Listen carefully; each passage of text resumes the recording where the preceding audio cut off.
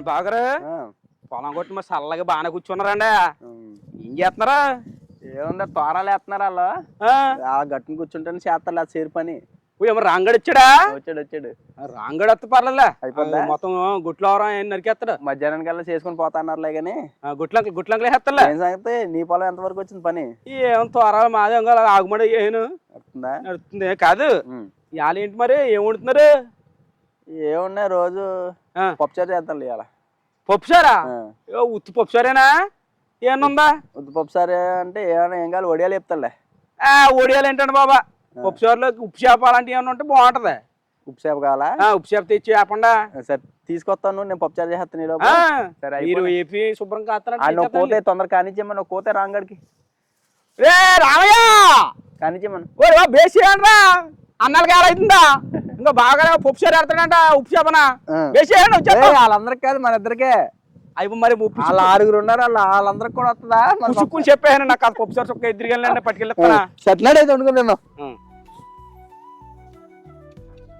పప్పుచారు చేసుకునే ముందు ఈ కందిపప్పుని బాగా కడుక్కొని ఒక అర్ధగంట సేపు ముందు నానబెట్టుకోవాలండి పప్పుని.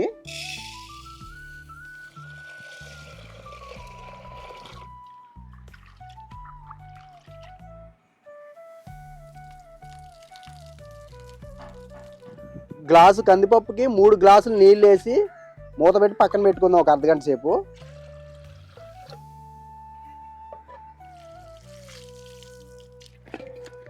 ఖుషి ఖుషిగా నవ్వుతూ చల్లాకి మాటలు రవ్వుతూ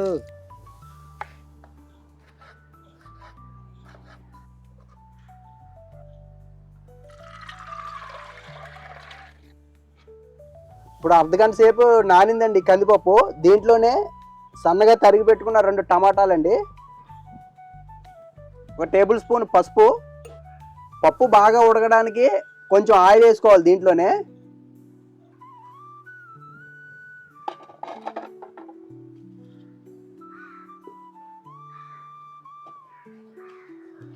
ఇలా మూత పెట్టేసి ఈ పప్పుని ఒక 10 నిమిషాల పాటు ఉడికించుకుందాం ఫస్ట్. ఇప్పుడు మేము ఈ పప్పుచారుకి సంబంధించి ప్రిపరేషన్స్ అన్ని పక్కన చేసుకుంటామండి.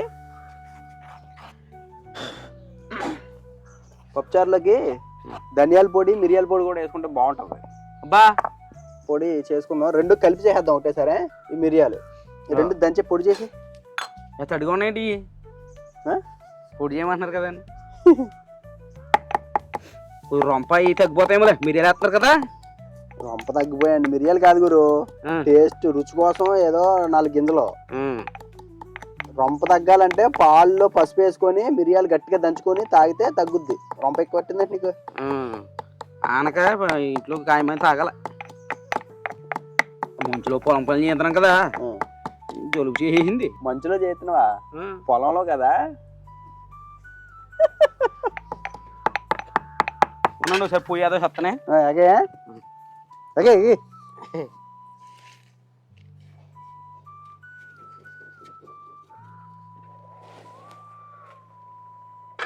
పప్పు ఉడుకుతుందండి. మధ్యలో ఒకసారి మెదుపుకుంటే ఉడుకుతుంది. ఇంకొక దెబ్బ తగలనిద్దామండి, ఒక 5 నిమిషాలు.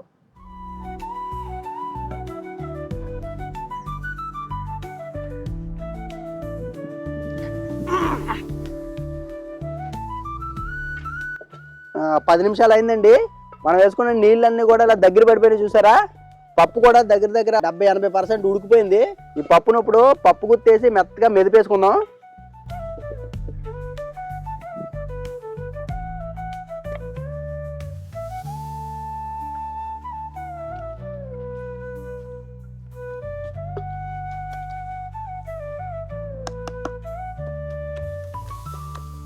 పప్పు చూసారా మెత్తగా అయిపోయింది.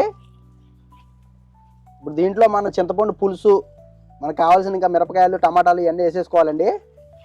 ఇప్పుడు ముందుగానే తీసి పెట్టుకున్న చింతపండు గుజ్జండి ఇది వేసేసుకుంటున్నాను.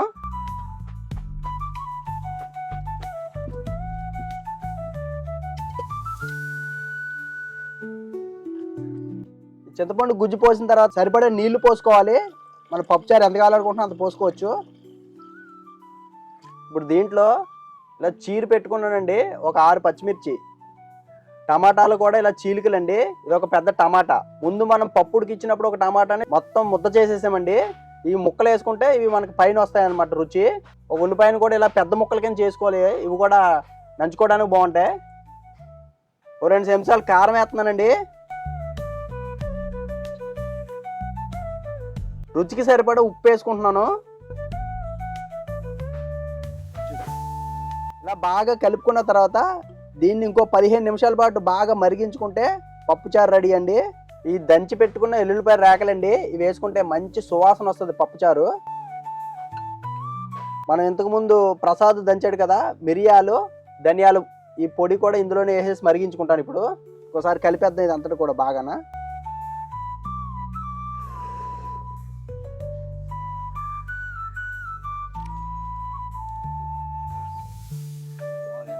మరుగుతుంది పులుసు. పొయ్యి మీద పులిసెట్టి పొయ్యి కింద పొయ్యిలో క్వాలిటీ. రికార్డ్ డాన్సుల్లో పాట వేసేవారు తెలుసా? తెలుసు బాబు. చిన్నప్పుడు ఇప్పుడు లేవు record dance. Double meaning dialogue పాట. పులుసు మరిగేదాకా బాగుంటది పాట. బాగుంటే అప్పుడు పాటలు అలాగ ఉంటాయి. మరి ఊపి వచ్చేవి మంచి కాదు. దోమలు ఏంటంటే చెక్క కుట్టేస్తున్నాయా? ఏం కొడుతున్నాయి? ఏం కుట్టేస్తున్నాయి? ఓను నా ప్యాంట్ ఒకటి ఉంది, కొడుతుందేమో అడుగు. మళ్ళీ పంచా ఆ ప్యాంటే కుట్టే ఇలా ఉంటే నిక్కర్లే కుట్టించుకుంది కదా దోమలతోట. అటు సూదిరు కదంటే ఇప్పుడు దారం ఎవరు ఎక్కిస్తారు గురట్లకి. ఏం మరి అది చిత్రంగా ఉంటది. చెక్క పడే తెల్లగా. సరిగా ఎండు చేపలు ఎక్కడ పెట్టా? తెచ్చినాక గట్టి పెట్టాను. తీసుకురా, తెచ్చేస్తాను. కాల్ చేద్దాం. ఇవి కూడా ఏం చేపలు? ఏమన్నా ఎండు చేపలు మన ఇచ్చాడా? 4 పరుగులా అట్టి పరుగులు గురి. అట్టి పరుగులా? అట్టి పరుగులు అంటారు. మేము అట్టికాయలో ఉన్నాయి, అందుకేనేమో అట్టి పరుగులు అన్నారు. ఇట్లా ఇగో చూడండి, అట్టికాయలు తప్పడుగా ఉన్నాయి. 50 ఇచ్చుకున్నాడా? ఇచ్చుకున్నాడా? 4 పరుగులు. సరే, మన ఇద్దరికి 2 సరిపోతాయి కదా. 2 చెప్పండి అయితేనే అనే చెరువుడు సరిపోతుంది మనకు. 2 అక్కడ పెట్టి 2 కాల్ చేద్దాం. కాల్చేద్దాం. వీటిని ఇంకా ముక్కలు తెస్తామేమో అనుకున్నాను నేను. చేపలు బాగుంటాయి తెలిసిలాగా. దీన్ని ఏం చెయ్యక్కర్లేదు, డైరెక్ట్ గా పొయ్యిలు వేసి కాల్ చేసుకోవడం. ఇప్పుడు ఉప్పు కారం వేసి చెప్తాను అనుకుంటున్నావా? అలా కాదు, మా నాన్నమ్మ స్టైల్. మా నాన్నమ్మ ఏం చేసేది, పొయ్యిలు వేసి కాల్ చేసేది దీన్ని. అయితే కోడి కూర సిల్లుగారి పప్పు చారు ఉప్పు చేప. కోడి కూర సిల్లిగారి లేదు ఇప్పుడు, పాట ఉంది కదండా. కాల్ చేద్దామా? కాల్ చేద్దాం. సరే, ఏం పప్పుచారు దింపినా కాలుతాను ఇక్కడ నుంచి ఇలాగా. ఆహా, భలే స్మెల్ వస్తుంది గురు ఎండు చేప మాత్రం. బాగుంటది ఉప్పు చేప మజాక. ఇంకేం సంగతులు? ఈ పప్పు చారుకి బెస్ట్ కాంబినేషన్ అదే.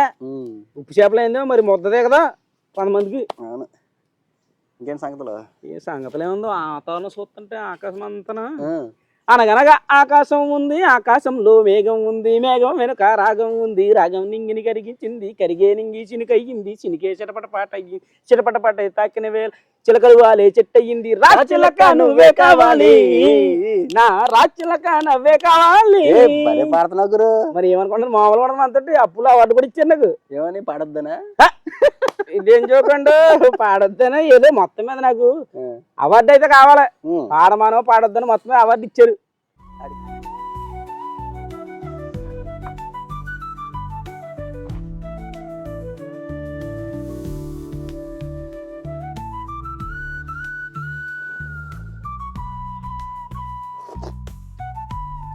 పర్ఫెక్ట్. పులుపు, ఉప్పు, కారం అన్ని కరెక్ట్గా సరిపోయి తాలింపు వేసేసి దింపేసుకున్నాక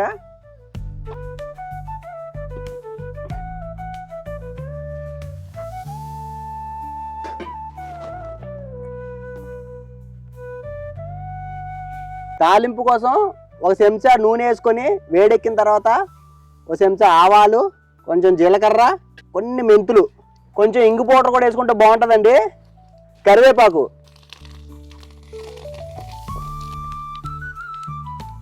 ఇలా చిటపట్లు ఆడుతున్నప్పుడే లాస్ట్లో 3 ఎండుమిర్చి ఇలా తుంచుకొని వేసుకుంటే తాలింపు అదిరిపోద్దండి.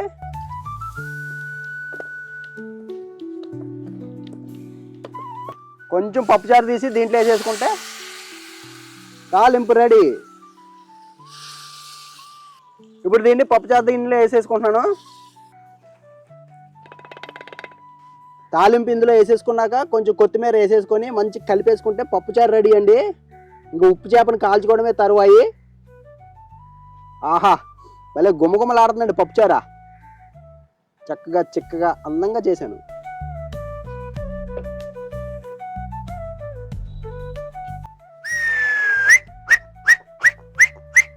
ఇప్పుడు ఈ ఉప్పు చేపలు డైరెక్ట్ పొయ్యిలో కాల్చుకుంటామండి.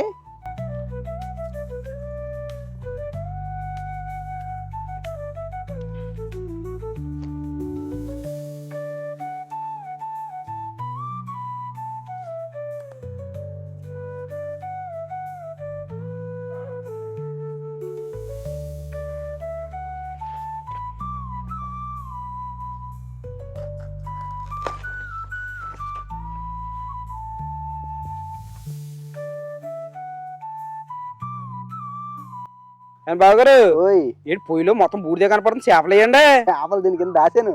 దాచారా? మొత్తం అందులో బొగ్గులు అయిపోతాయా? బొగ్గులేమో అవ్వమ్మా, దగ్గర కూర్చొని కాలుతున్నాను. అదిగో బయట అడిందండి వజ్రమా. తింటమే అలాగా. ఎండి చేపలు బాగా కాలిపోయినాయి.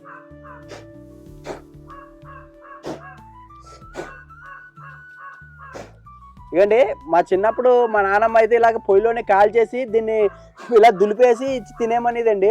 ఆ పప్పుచారులో నంచుకొని తినేసేవాళ్ళం. కాకపోతే ఇప్పుడు పెహద ఏంటి మరి, నువ్వు ఇలా తింటావా కడగనా దీన్ని?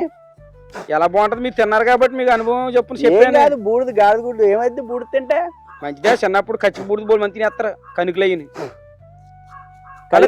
ఇలాగే తినాలి. తినేస్తానండి, మరి కడిగితే మెత్తమైపోద్ది. ఇలా దులిపేసుకుంటే దుమ్మంతా పోద్దు గురు. అంతే. చిన్నప్పుడు మట్టి అది తినేలేదండి నువ్వు? బోల్డ్ అదా ఏం కాదు. ఆహా,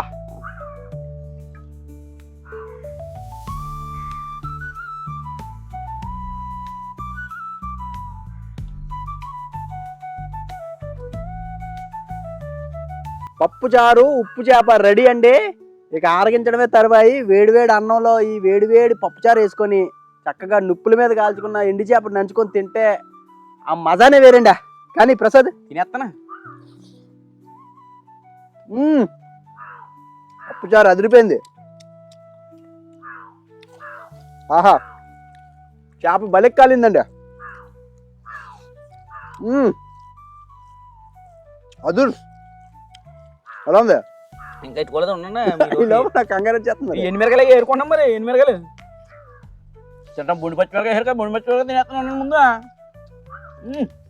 ముందు ఉప్పు చేప తినాలి గురు. అది తినేస్తాను. అబ్బా ఏం టేస్ట్ ఉందండి, అన్నాళ్ళు అయిందండి. అప్పుడు నా చిన్నప్పుడు తిన్నాను, నిప్పుల మీద కాల్చింది పొయ్యిలో.